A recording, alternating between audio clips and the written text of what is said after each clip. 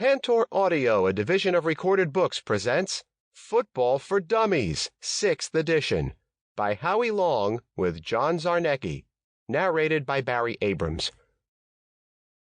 Publisher's note: this audiobook refers to figures and tables included in the print and ebook editions of the book. Limit of liability, disclaimer of warranty. While the publisher and author have used their best efforts in preparing this book, they make no representations or warranties with respect to the accuracy or completeness of the contents of this book, and specifically disclaim any implied warranties of merchantability or fitness for a particular purpose. No warranty may be created or extended by sales representatives or written sales materials. The advice and strategies contained herein may not be suitable for your situation. You should consult with a professional where appropriate. Neither the publisher nor the author shall be liable for damages arising herefrom. Introduction. Millions of people across the United States are intrigued by football, all types and levels of it. These people may have friends or family who have made the football season a ritual, from the last weekend in August through the college bowl games in December until Super Bowl Sunday at the start of February. To be a part of that experience, you need to have a working knowledge of the game. Football for Dummies 6th edition serves to give you that knowledge and help you better facilitate interactions with your friends, family, or whomever you watch football with. For many people, on the surface, football seems to be a complicated game. 22 players are on the field at one time, plus a number of officials.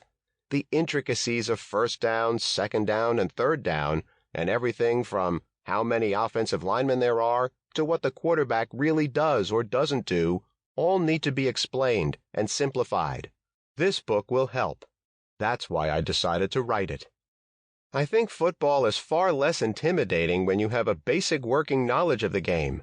After you break through that initial fear of being overwhelmed by football and what you don't understand, everything else about the game falls into place. You begin to see the game clearly, like when you wipe the early morning dew off your windshield. Suddenly, everything becomes crystal clear. Today, I know a lot more about the game as a whole than I did when I was a player. I played in high school and in college, plus I played for 13 seasons in the National Football League, NFL. But being a television analyst, 2019 will be my 26th season working for Fox Sports, has forced me to learn even more about this game that I love. As a player, I had a working knowledge of the passing game, of how a secondary works in coverages, and of the offensive and defensive line formations. I also had a working knowledge of general managers, scouts, and head coaches. But working as an analyst, I've been forced to cover the entire game. I no longer view football from a defensive lineman's perspective. Instead, I look at football as a whole. And I'm still learning every day. That never changes. I don't think you'll ever stop learning when it comes to football. It's the same for everyone, the players, the fans, the coaches, and the television experts. So don't feel alone out there. About this book. I wrote Football for Dummies 6th edition to help you find out what you want to know about football. Therefore, I don't expect you to go through this book in order. Sure, you can read the book from beginning to end if you want, but if you'd rather skip around and just read about the topics that interest you, that's fine too. And I don't make you remember obscure facts from earlier chapters to make sense of later chapters. If you need to know something that I cover in an earlier chapter, I either define it again or refer you to the chapter that contains the information. Also, if you don't know certain football jargon, you can skip to the appendix, which explains some of the most common terms. What could be simpler? I also use diagrams, those X and O things, to show you what I'm talking about when I describe lineups, formations, and plays. So you aren't left wondering what all those little symbols mean. The print and ebook versions of this book show a key to the diagrams referenced. Foolish assumptions. Here's what I'm assuming about you. You're interested in football and want to get familiar with the sport, including its history, so you can watch games in person and on television, follow all the action, and enjoy football games to the hilt. You may not know much about football, But I know that you're no dummy either. You may, however, have burning questions like these. Is the ball really made of pigskin, or is that an inside joke? Why do you get 6 points for a touchdown, but only 3 points for a field goal? Does it really matter how all those guys line up on the field? Does it really mean something when the officials do those funny signals with their arms, or are they just bored out there? This book answers all these questions and more. Icons used in this book. To help you navigate your way through this book, you will hear icons verbalized throughout the book. These icons point you to a particular type of information. Here's a list of the icons in this book and what they mean. Hall of Fame. A book about football wouldn't be the same without tales of the sport's greats. This icon flags stories about the game's greatest, most recognized players. Howie Says. Being a commentator, I can't help but want to throw in my 2 cents once in a while. When I have my own tale to tell on a subject, I mark it with this icon. Remember. When you see this icon, you know you're reading a piece of information that's especially important to remember. If you take away nothing else from this book but the paragraphs flagged with this icon, you'll have a solid understanding of football. Tip. Look for this icon if you want to know all the helpful tidbits of info that can make you a more informed fan. Beyond the book. This book provides great information to help you learn about football, but you can find additional resources on dummies.com. You can download the book's cheat sheet at dummies.com. Just type Football for Dummies cheat sheet in the search box. It's a handy resource to keep on your computer, tablet, or smartphone. Where to go from here? So you're geared up and ready to play, metaphorically speaking. Where you go from here depends on the type of information you're looking for. If you want a primer on football starting at square one, head to Chapter 1. If you want to know how a particular phase of the game, say the offensive line or the kicking game works, head to that specific chapter. And if you want to read about some of the greatest players in football history, head to Part 6. Wherever you start, enjoy the game. Part 1. Getting started with football. In this part, get an overview of football's history, the players and personnel involved, and the roots of the world's greatest game. Look at the field and equipment and the meanings behind the uniforms. Review the rules of football and understand its ins and outs. Chapter 1. America's Greatest Game. In this chapter, discovering why football is America's passion, looking back on football's progression throughout the years, figuring out how the modern football season works, recognizing what makes college games so much fun and the Super Bowl such a major event. When I was 14, a sophomore in high school, I moved out of Boston to live with my uncle. During my first weekend in Milford, Massachusetts, I saw my first high school football game. I had never seen anything like it. Before the game, an antique fire engine led a parade on the track around the football field while the crowd clapped and cheered. The players then thundered across a wooden bridge over a pond and burst through a banner to enter the stadium.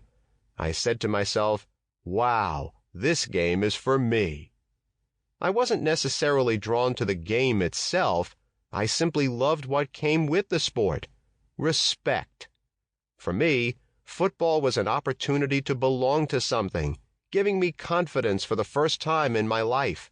It was more of a personal thing than it was about playing football. It wasn't so much the football, but what the football did for me. Football gave me a sense of self-worth, which I've carried with me throughout my life.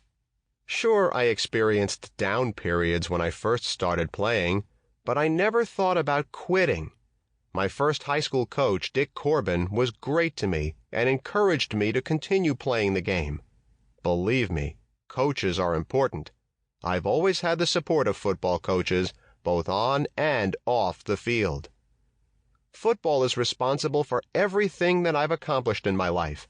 The discipline and hard work that made me a successful athlete have helped me in other areas of my life, allowing me to venture into new careers in movies and television. Why football is the best. Baseball may be America's pastime, but football is America's passion. Football is the only team sport in America that conjures up visions of Roman gladiators, pitting city versus city, state versus state, sometimes with a Civil War feel, like when the Jets play the Giants in New York, or the Dallas Cowboys play the Washington Redskins. Football is played in all weather conditions, snow, rain, and sleet, with temperatures on the playing field ranging from -30 to 120 degrees Fahrenheit. Whatever the conditions may be, the game goes on. And unlike other major sports, the football playoff system, in the National Football League, NFL anyway, is a single elimination tournament. In other words, the NFL has no playoff series. The playoffs are do or die, culminating in what has become the single biggest one-day sporting event in America, the Super Bowl. Or, in simpler terms, anytime you stick 22 men in high-tech plastic helmets on a football field and have them continually run great distances at incredible speeds and slam into each other, people will watch. Football has wedged itself into the American culture. In fact, in many small towns across the United States, the centerpiece is the Friday night high school football game. The NFL doesn't play on Fridays simply to protect this great part of Americana, in which football often gives schools and even towns a certain identity. For example, hardcore fans know that tiny Massillon, Ohio is where the late great Paul Brown of the Cleveland Browns began his coaching career. To this day, Massillon's high school has maintained a tremendous high school football tradition. With so many factions of the student body involved, plus their families, a strong core of fans is built. For many, this enthusiasm for football continues in college.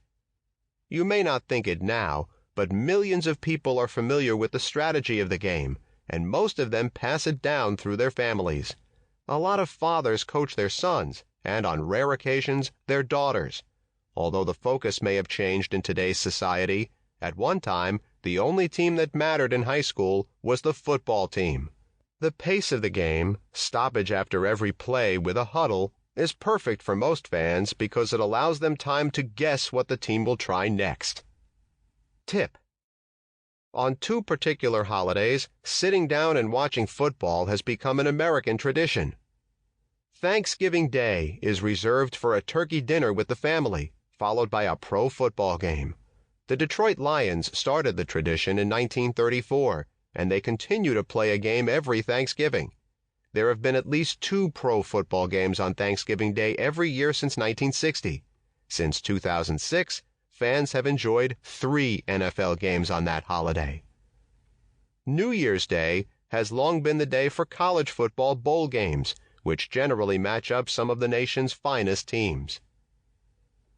Football is it in the United States.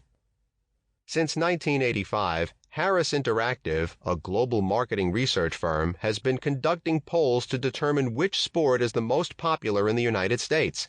Pro football has been ranked number 1 in 30 straight polls.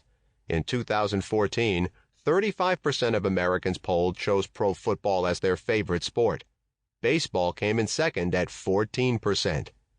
Guess what sport came in third? That would be college football at 11%.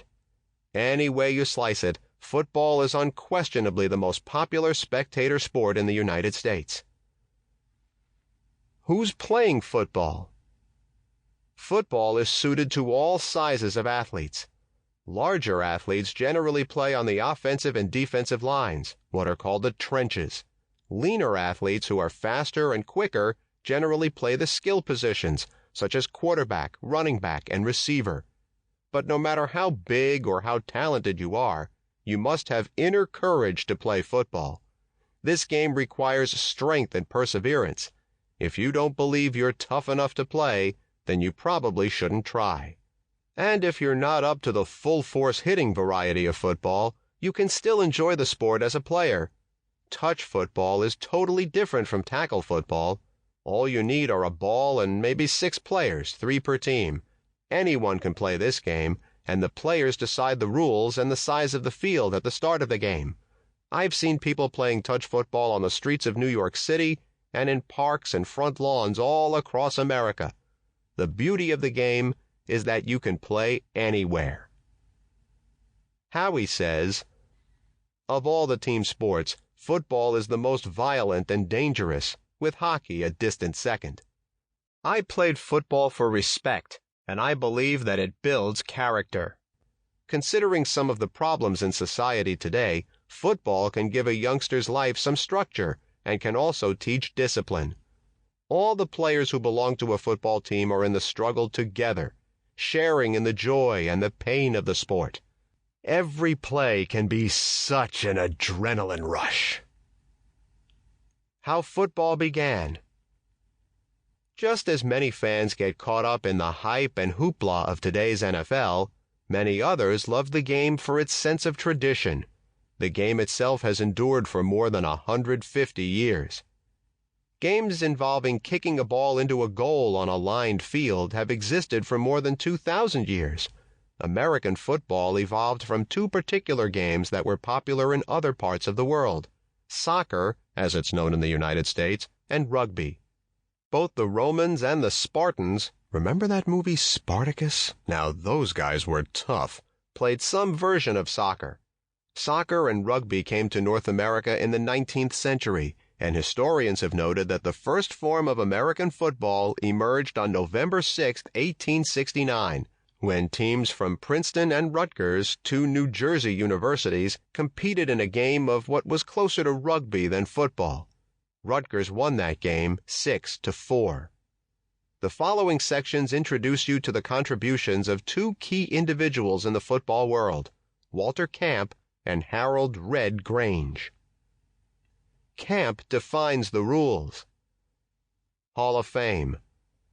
Walter Camp, a sensational player at Yale University and a driving force behind many football rules, is known as the father of American football. Around 1876, when football was already being played in universities on the East Coast and in Canada, Camp helped write the game's first rules. In 1880, he authored rules that reduced the number of players per team from 15 to 11, today's total, and replaced the rugby scrum with the center snap to put the ball in play. In a scrum, players from both sides bunch tightly together, butting heads while the ball is thrown between them. The players then try to gain possession of the ball with their feet. Using your hands to gain possession is unique to American football. Both rugby and soccer forbid it. Camp also championed the rule that a team needed to gain 5 yards in 3 plays in order to maintain possession. Today, teams must gain 10 yards in 4 plays. Head to Chapter 3 for more information about these and other rules. Camp devised plays and formations and instituted referees. However, his biggest proposal was tackling, which was introduced in 1888. Tackling, the art of hitting players below the waist, made the game more violent. It also popularized an offensive strategy known as the flying wedge, when an entire team, 10 players, would mass in front of one ball carrier in the form of a wedge. Football was almost banned in 1906 after 12.5 deaths and many more serious injuries in the preceding season, but President Theodore Roosevelt saved the game by convincing college representatives to initiate stricter rules to make the game less brutal and dangerous. Remember, football has been cleaned up a great deal over the years and has come a long way from clothesline shots and quarterbacks taking late hits and direct blows to the head. But let's not kid one another. Football is a high-impact collision sport, and with collision comes pain and injury.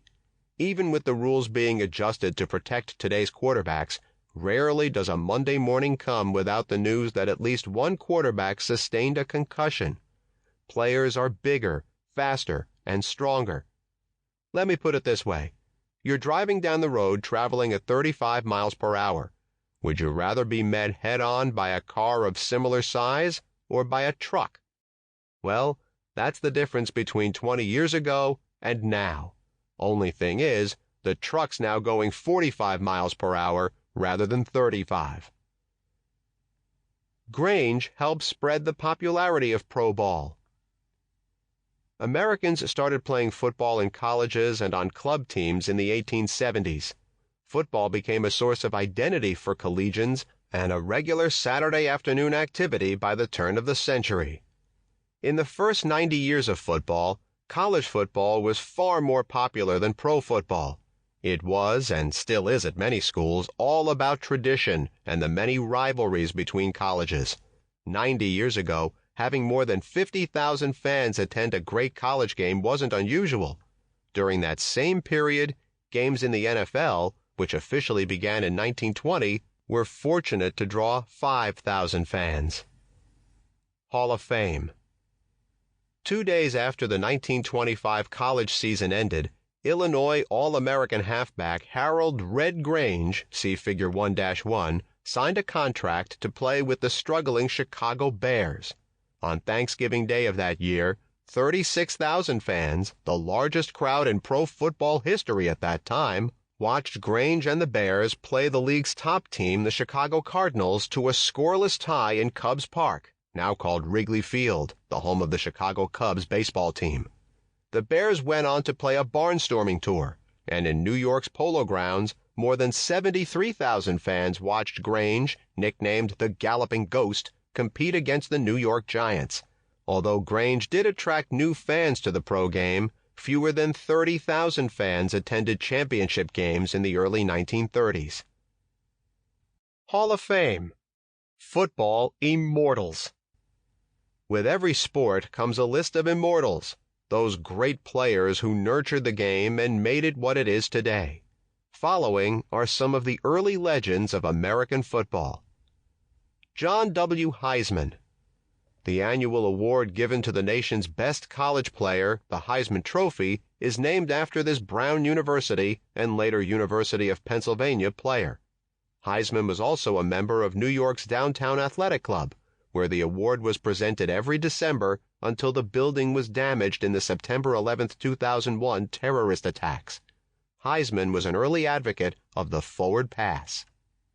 Fritz Pollard. Pollard starred for Brown University in 1915 and 1916 and was the first African-American player to appear in the Rose Bowl.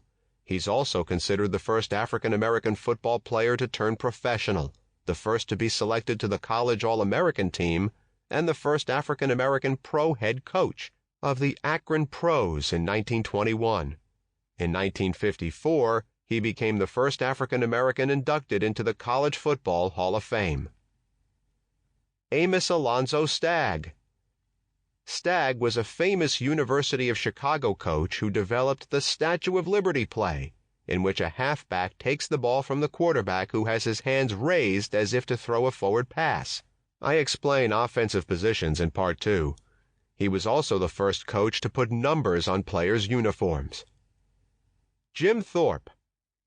A Native American who won the decathlon and pentathlon in the 1912 Stockholm Olympics, Thorpe was an All-American at Carlisle, Pennsylvania Indian School, and was the first big-time American athlete to play pro football. He was paid the princely sum of $250 to play a game for the Canton Bulldogs in 1915. Today, Canton, Ohio is the home of the Pro Football Hall of Fame. Pop Warner.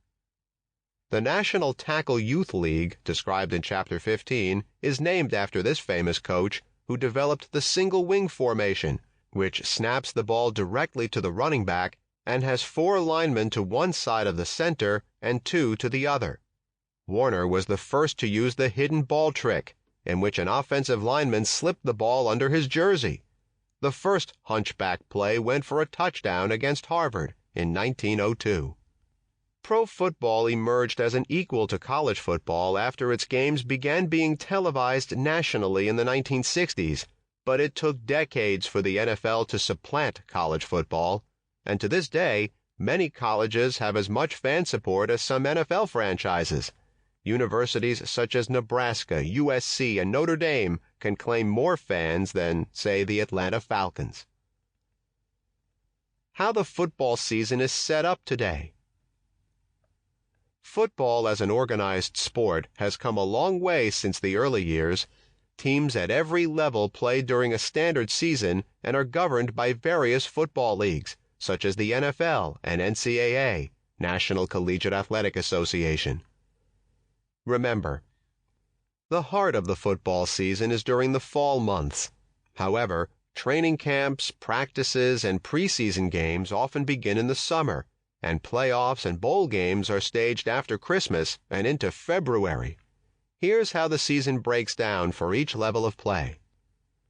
High school football teams usually play between 8 and 10 games in a season, starting after Labor Day. If teams have successful league seasons, they advance to regional or state playoff tournaments. Some schools in Texas play as many as 15 games if they advance to the state championship game. Most high school teams play in a regional league, although some travel 50 to 100 miles to play opponents. You can find out more about high school football in Chapter 15. College football teams play generally a schedule of 12 games, the majority in a specific conference: Pac-12, Big Ten, SEC, ACC, and so on. The top teams in the Division I FBS, Football Bowl Subdivision, which constitute the largest schools that offer the most money for athletic scholarships, advance via invitation to postseason bowl games or a 4-team playoff for the national championship. Beginning with the 2014-2015 season, the top 4 teams play in 2 semifinal games, with the winners facing each other in the college football championship game. This playoff system replaced the controversial BCS system, which had been in place from 1998 through the 2013-2014 season. Read more about college football in Chapter 16. NFL teams play 16 regular season games, preceded by a minimum of 4 preseason games that are played in August. The 32 NFL teams are divided into 2 conferences, the NFC, National Football Conference, and the AFC, American Football Conference, and the 4 division leaders and 2 wildcard teams from each conference advance to the playoffs with hopes of reaching the Super Bowl, which is played in early February. Chapter 17 gives you all the details about the NFL. Football is pretty much a weekend sport, although a few games are played on Monday and Thursday, particularly in the NFL. In general, however, the football season, which begins in earnest right around Labor Day, follows this orderly pattern. High school games are usually played on Friday nights. College games are played on Saturdays, mostly during the day, although a few are held on Thursday and Friday nights. The NFL plays on Sundays for the most part. For television purposes, games are played in the early and late afternoon Eastern Time. How television helped increase football's popularity. Today, most football fans are introduced to the game through television, which brings the game right into everyone's home. The action in a football game translates well to television. The field and all the action that takes place upon it fit just as nicely on a big screen as they do on a smaller model. Because television networks use up to 20 cameras for most games, viewers rarely miss out on plays. And with replay machines, the networks can show critical plays from several different angles, including a viewer-friendly angle for fans watching at home or at the neighboring tavern. Television shows like Fox NFL Sunday also help to make the game more personal by promoting the personalities under the helmets. Fans, for example, can watch and listen to a Drew Brees interview and feel like they know the New Orleans quarterback as a person. In addition, with round-the-clock NFL coverage on sports cable networks like ESPN, Fox Sports, and the NFL Network, fans can tune in pretty much 24 hours a day to get the latest news and updates about their favorite players and teams. This kind of coverage keeps football at the forefront of fan awareness all season long. Why millions cheer each year for college football. As much as I prefer the NFL, I have to acknowledge that for many fans, college football is the game to watch. The level of play isn't as high in college, but the collegiate game has more history and pageantry. Marching bands, mascots, pep rallies, and cheerleaders add a fun dimension to college football. Some teams, such as Notre Dame and Michigan, are steeped in folklore and tradition. Notre Dame, for example, has the Four Horsemen, the Sample complete. Ready to continue?